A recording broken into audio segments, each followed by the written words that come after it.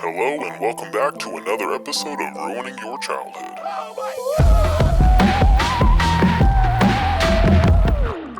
Welcome back to another episode of Ruining Your Childhood, one sculpt at a time. So last week we tiptoed our way into the mysterious world of Scooby-Doo, giving Shaggy a makeover that he never asked for. But at the end of that video, I did ask all of you guys what you would like to see next, and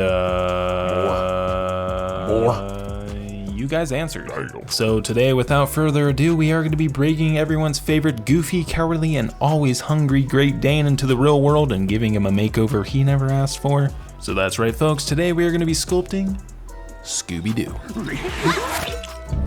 Now, Scooby is probably one of the most recognizable cartoon characters of all times, and for good reason. He's been solving mysteries for over 50 years. He eats enough food to feed an entire football team each episode, and despite being an absolute coward, he somehow ends up saving the day. But the more that I thought about Scooby while I was sculpting him, the more I started to question things, and it got me doing some research, and what I mean by that is watching a lot of Scooby-Doo while sleep deprived. And with that, I maybe discovered that Scooby actually might not be a real dog at all.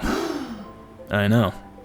Shocking. But we'll get more into that later. Anyway, as you can see, I've established what the main structure of his head is going to look like, so we could go ahead and start adding his eyeballs. For this, I'm just using the pre-baked eyes that I made off camera by taking a little ball of clay, pre-baking it, then slicing it in half. Once I had those inserted into their proper position, I could go ahead and start giving him some lower and upper eye bags. For his lower bags, I just rolled out some thin tapeworms of clay that I'm going to lay underneath his eyes. After blending that in, we're going to go ahead and do the exact same thing for the upper eyes, except I'm going to be using flattened out strips of clay. I lay that over top of the eye, matching the curvature of the eyeball. Once I have those in place, we could go ahead and blend everything in with my silicone sculpting tool. I'm going to be adding this little piece between his eyes. This is going to help to bridge the gap between his snout and the rest of his head, making it look like it actually fits as one piece. But with his upper section of his muzzle in place, we could go ahead and start actually building up his eyebrow ridge and start to give his eyes a little bit more detail. For this, I'm just going in with a variety of different sculpting tools, giving some much needed details to the eyes. We're trying to make these things look extra baggy and droopy because let's be honest, Scooby has definitely seen some things. But now that I'm happy with how the eyes are looking so far, we can go ahead and move down to the nose. Starting with my wedge-shaped sculpting tool, I'm going to go around sketching out where I want his nose to be. Once I was happy with the size and placement of that nose, I could then go ahead and cut off these lower sections to just make the upper jowls. So after a few precision slices, his jowls are looking nice and droopy. I then use my finger to smooth everything out, and we can move back up to start adding some detail to his nose. I start off by using my very small ball stylus to start to draw out what his nostrils are going to look like. So I was happy with the shape of those nostrils. I could then go ahead and start poking those in and really start to refine that nose a little bit more, making it pop out from the face. After a little bit of refinement, his upper section of his face is looking pretty good, so we could go ahead and add his lower jaw. Starting off with a little dank nug of clay, go ahead and round that bad boy off, using my finger just to push it on the inside, giving it this hollow look. So I was pretty happy with the shape, so we are going to do a little size check, and I was realizing it was a little too long, so we're going to go ahead and slice the back off, do another size check, and with that I was happy with how that was looking, so we're good to blend that into the rest of the face. Once I had that lower jaw blended in, I could go ahead and start building up his lips, which is actually something I had to Google because I wasn't sure if dogs had lips or what they were actually called, but apparently they do. So if you didn't know, now you know. But to make up these floppy dog lips, I went ahead and rolled out these little worms of clay, attaching those onto the side of the mouth. Then using my silicone sculpting tool, I give them a little bit more shape. Once I was happy with how those were looking, I am going to be using that same silicone sculpting tool dipped in some isopropyl alcohol to add these little wrinkles around the side of the mouth. Once I had those wrinkles in place, I was pretty happy with how he was looking. We could go ahead and start adding those little whisker holes that go in the front of his snout. For this, I'm just using my silicone sculpting tool to gently press into the face, making sure that I follow the curvature of his jowls. Once I had all those little dots in place, I am going to be using that same silicone sculpting tool just to gently press over top of him, kind of give him more of an indented look. I was pretty happy with how his head was looking so far, so we could go ahead and start working on the inside of his mouth. Starting with his tongue, we are going to be taking a little dank nug of clay that I'm smashing flat, rounding off the end. So I was happy with the shape of that. We could go ahead and cut off the back end, then use my silicone sculpting tool to draw a little line down the center. So I was happy with the size and length of that tongue. We could go ahead and shove that into the back of his throat. Once we had that tongue inserted and looking nice and floppy, we could go ahead and set him aside and start working on his ears. Taking this little chunk of clay, I'm gonna be cutting out these little triangle bits. Using my fingers, I'm just gonna go around giving him a rough ear shape. Kind of going for like a soggy Dorito look. Once I was happy with the shape of that first ear, I went ahead and did the other ear off camera. And now that we got a couple of mismatched ears, we can go ahead and stick those onto the top of his head. And once I was happy with the position of those ears, I could then go in with my trusty, dusty, crusty silicone sculpting tool to blend it all in. Once I had that blended in, I could take a small ball stylus to start to add that inner ear detail. And now comes the part that literally almost broke me. And that is adding all these tiny little hairs. I mean, I'm telling you, this thing, it took me 3 hours just to do the head.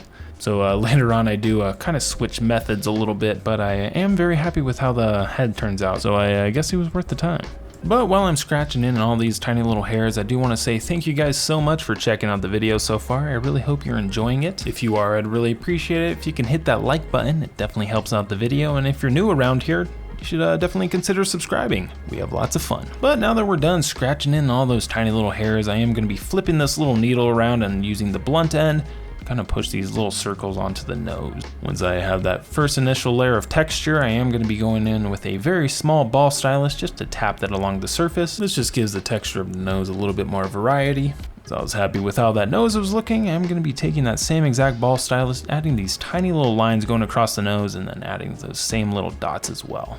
And with that, his head's looking pretty good, so it's off to the oven for its first bake.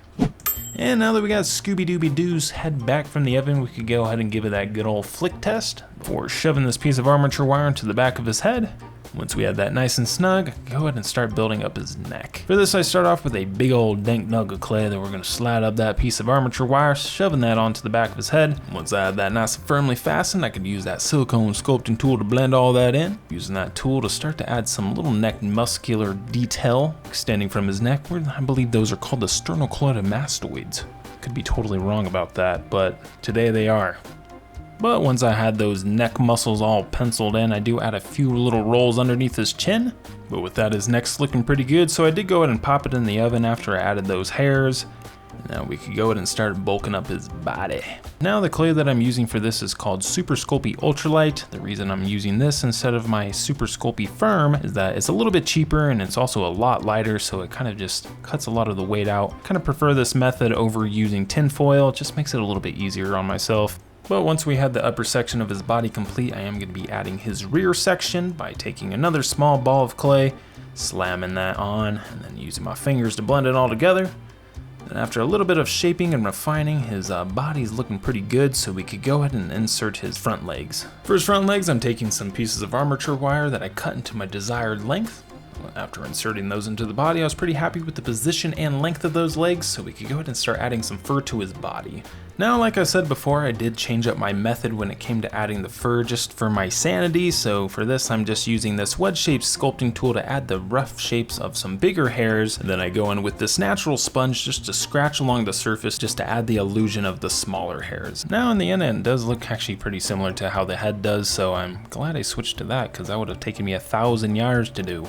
But now that his body's all furified, we could go ahead and stick it in the oven for another bake. But with his body back and baked and his arms locked in place, we could go ahead and start bulking those bad boys up. Pinching off a fat loaf of clay, I take that and slap it onto the upper section of the arm. Once I have that seam blended in on the back, I go ahead and smooth that into the rest of the body. We're going to be matching the exact same thing for the other side. So after pinching off a fat loaf, we could go ahead and stick that onto the upper section of the arm, blend it, smooth it. We're looking pretty good. As for the lower, skinnier section of the arms, I'm just flattening out a piece of clay that I wrap around, blending it in, smoothing it out, trying to get rid of all those little lumps and clumps. Once I was done with that first arm, we could go ahead and do the exact same thing to the other side, mirroring the arms. I was pretty happy with how those looking, so now we could go in with that natural sponge to start adding in all those little hairs. Once I was done scratching in those hairs, we could go ahead and pop in the oven really quick just to seal in the flavor. Now that we got his front arms all nice and stiff so we don't bust them off, we could go ahead and start working on his hind legs. I went ahead and prefabricated this little piece that looks like a chicken nugget. I'm gonna be making up the main bulk of his back thigh. Once I had that in its proper position, I went ahead and did the exact same thing for the other side, sticking it on the back, blending it in. I was pretty happy with how Scooby's thighs were looking so far, so we could go ahead and start working on the rest of his leg. And for this, we're gonna start off by rolling out a nice fat log of clay that I then smash one end, pressing that onto the thigh. Using my dirty phalanges, I blend that in. Pretty happy with how that first leg was looking, so we could go ahead and mirror the exact same thing for the other side. And it was at this point that I was realizing his back is a little too arched, so we are going to be fixing that real quick by adding this little chunk of clay, and we're just going to be sticking that into the middle of his back. And after using my fingers, giving him a vigorous rub down. I was much happier with how his body was looking, so we could go ahead and stick him on this base just to make it a little bit easier to add his lower section of his legs. Now for this part, I'm pretty much going to be doing the exact same thing as I did before, just rolling out a little log of clay and slapping that onto the front. After I was happy with the size and position of that, I could go in with my fingers and a silicone sculpting tool to start to blend that in. As for the front paws, I just rolled out some balls and I'm going to be mashing onto the front of those little legs that we made. That little white stuff there is just some bacon bond. That's going to help hold it on in the long run. But with that, he's looking pretty good, so we can go ahead and just start adding some final detailing to his back legs, building out his paws and making them look a little bit more realistic. But while I'm working on these details, we need to chat. Like I was saying before, while I was doing my due diligence, doing my research on this character, I was noticing something a little off with this guy. Something a little off. And that's the fact that I don't actually think he really ever was a dog. I think he's human. I know, it's gonna sound crazy. Just hear me out. Scooby doesn't act like a dog. He walks upright, he speaks fluent English, well, that is with a speech impediment. He understands sarcasm. He drives vehicles, he makes sandwiches the size of Honda Civics, and despite the fact him being a quote-unquote dog, he has better problem solving than Shaggy. Yeah, that's not a dog, that's a dude. That's just a dude right there. But that begs the question, why do they call him a dog? Now let's think about this. The entire Mystery Inc. gang spends every episode trapped in abandoned amusement parks, old mansions, spooky fog-filled forests while inhaling who knows what. We're seeing this whole story through their perspective. Scooby's just Steve. Just a normal guy named Steve. The gang has just been so unbelievably blazed that they collectively hallucinated him as a Great Dane. And after 50 years, we started to see him the same way too. That also explains why nobody ever questions him talking. Like, I mean, think about this. Ruh-roh. Nah, dogs don't do that. I've never heard a dog once do that. But Steve would. Steve would definitely do that. I mean, even think about the phrase rut-row. That's just the sound your body makes when it's rejecting a 7-foot sandwich that you shove down your throat. Now, I will say this though. The only hole in this theory is that Scrappy-Doo exists. Which means one of two things. Either Scooby, aka Steve, has somehow convinced everyone that he has a nephew, who is also somehow a dog. Or Scrappy actually was a dog and they all just assumed he was related to Steve. Because at this point, everybody in the Mystery Machine is not making good decisions. Anyway, it's just a theory. I guess we'll never know. But with that, his body is now complete and all we have left is his tail. For this, I went ahead and inserted a piece of armature wire into his backside that we're going to be coating with some liquid Sculpey. I can then take a flattened out piece of clay, wrapping it around that piece of armature wire, slicing off the excess bits. I then just go around molding and folding and trying to smooth out all those little lumps and clumps until we have a somewhat tail shape. And I can finish things off by going over top of it with that sponge to add in that hair. And with that, Scooby's body's looking pretty good, so all we need to do now is add his collar. For this, I'm just taking a little strip of clay that I wrap around his neck, blending in that back seam. As for his little collar thing, I did try to film it, but my big ol' head was in the way the whole time, so I had to unfortunately just show you the final product there. But to make it look like it's actually connected to the collar, I'm going to be using this piece of armature wire that I bent into a half circle, and after inserting that, it's looking pretty good, so he's off to the oven for its final bake. And with Scooby-Dooby-Doo back from the oven looking more baked than he does in the cartoon, it is finally time for the painting process. Now, much like all of my other sculpts, I like to start things off by giving the entire thing an initial base coat of its initial base coat color. And for Scooby, that is brown on brown. We're gonna be starting off by giving him a base coat of a color called saddle brown. And I'm kind of watering this down a little bit, that way it can sink down into all those little hairs, giving it a nice even coat. As for the head, the only thing that I'm doing a little bit different is I'm watering down the paint even more. That way I don't accidentally clog up those hairs that I drew in for 3 hours. I think in the end it just gives it a much cleaner finish. But with that, his brown coat is complete, so we can move on to his nose. For this, I'm just going to be watering down some black paint, trying to make sure I get inside those nostrils. And once I had a nice even coat, we could go ahead and work on his eyes. And for this, I'm just going to be using a color called Bone White.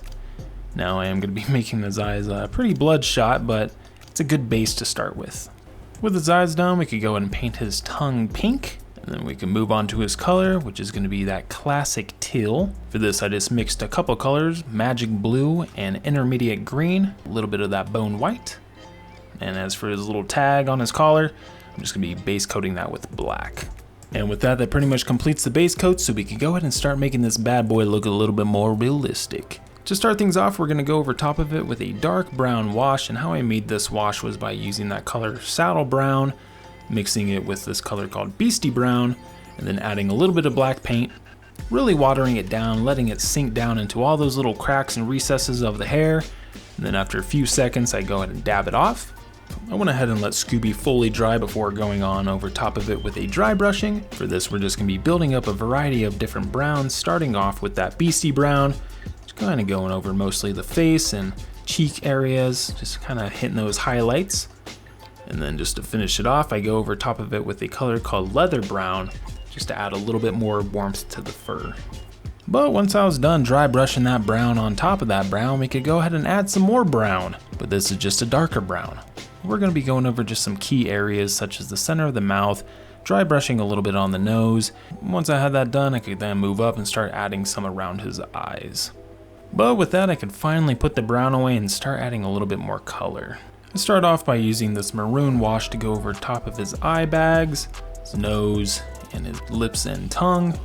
Just to add a little bit more variety, I'm going to switch to this color called Blood Red to go over top of his eyes. Thought it was fitting. I also add a little bit to the inside of the mouth. With that, his head's looking pretty good, so we could go ahead and start adding the black spots and eyebrows. Now in the end, I do actually add little tufts of hair for his eyebrows. I just did it last second, so you'll have to see it in the final product. But after painting on his eyebrows, I do add the spots on the back, flip him over, dry brushing some gold onto his collar. And once I was happy with how that was looking, all we have to do now is add his eyes. Now this is actually something I forgot to say, but Scooby has human eyes, so we're going to be making them look human. Starting off with the brown paint, I'm going to draw on his iris, and then we're going to finish it off by adding a black little pupil. And with that and a little bit of off-camera detailing, we're onto those JCPenney glamour shots.